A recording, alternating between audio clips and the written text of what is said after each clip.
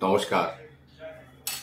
আপনারা যখন কোনো অ্যাস্ট্রোলজার দেখান এবং একের অধিক দেখবেন আপনার D1, D10, D9 এই চার্টগুলো একই কথা বলছে। এগুলো সবই প্রায় সফটওয়্যার ড্রিভেন, হাতে কলমে এখন আর কোনো কাজকর্ম হয় না। সবই দেখবেন ওই কম্পিউটার যেভাবে ইন্ডিকেট করে সেইভাবেই ওটাকে রিফ্লেক্ট করা হয় এবং সেই অনুযায়ী কিন্তু আপনাকে একটা ফোরকাস্টও দেওয়া হয়। এই পর্যন্ত তো সব ঠিক। এরপরে যখন রত্ন বিচার প্রতিকারের সেকশনটা আসে, এই ক্ষেত্রে হয়ে যায় গোলমাল। এবং আপনি যদি 3টে অ্যাস্ট্রোলজার দেখান এবং রত্ন প্রতিকার আলাদা, তো এটা কেন? আপনি তো একই জন্ম তারিখ দিয়েছেন, জন্ম সময় দিয়েছেন, জন্মস্থান দিয়েছেন, তারপরেও দেখা যায় যে প্রতিকারের সেকশনে সব গুলিয়ে ফেলছে।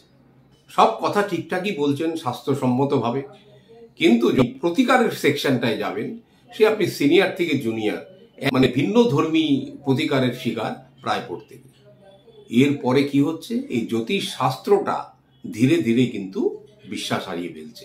অনেকেই দেখুন বিরক্ত হয়ে বলে ফেলছে, দূর দূর ওসব আর করবো না, এসব কিছু মানে হয় না। ওই আমাকে কেউ বলে ডান দিক যান, কেউ বলে বাদিক যান, কেউ বলে এদিক করুন, কেউ বলে ওদিক করুন, দূর আমি কোনোটাই করবো না। তো এই জাতীয় বিশ্বাস কিন্তু এখন গ্রো করে যাচ্ছে। কিছু জিনিস আপনাকে নিজেকে শিখতে হবে। আমাদের বিভিন্ন আলোচনার মাধ্যমে আমরা বুঝিয়ে দিয়েছি যে প্রতিকার যখনই দেবে, সেই প্রতিকারটা আপনি কিভাবে নেবেন এবং কোন ধরনের রত্নগুলো, কালার এনার্জিগুলো আপনার জন্য সুটেবল। আপনি যদি কিছুই না বোঝেন তাহলে সিম্পল শুধু ফিরোজা নিয়ে কাজ চালান, শুধু ফিরোজা, আর সাথে 5মুখী 7মুখী রুদ্রাক্ষ আর একটা 9মুখী। এগুলো হচ্ছে ইউনিভার্সাল। মানে আপনি দেখলেন 4-5 জন মিলে আপনাকে কনফিউজ করলো, তার মানে যেখানে দেখবেন বিচার ব্যবস্থা ভিন্ন, সেখানে কিন্তু কেতু গ্রহের একটা ভূমিকা থেকে যায়। তো কেতুর জন্য তো আর ক্যাটসাই নয়, অতএব আপনাকে একদম কম্পালসারি জেনে রাখবেন যে একটা 9মুখী রুদ্রাক্ষ, তার সাথে 5 আর 7 এই কম্বিনেশন করে, আর একটা ফিরোজা। এই ফিরোজা যে কেউ ব্যবহার করতে পারে, এখানে আর কোনো ওই চুলচেরা বিশ্লেষণের প্রয়োজন নেই।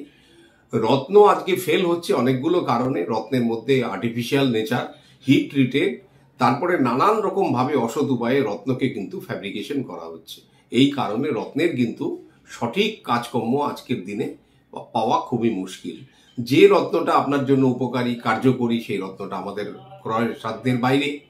আপনি একবার নিজে চুলচেরা বিশ্লেষণ করার চেষ্টা করবেন, বোঝার চেষ্টা করবেন উনি যেটা বলছেন আপনার জন্য ঠিক বলছেন কিনা, তারপরে যে আপনাকে রত্ন ব্যবহার করতে হবে।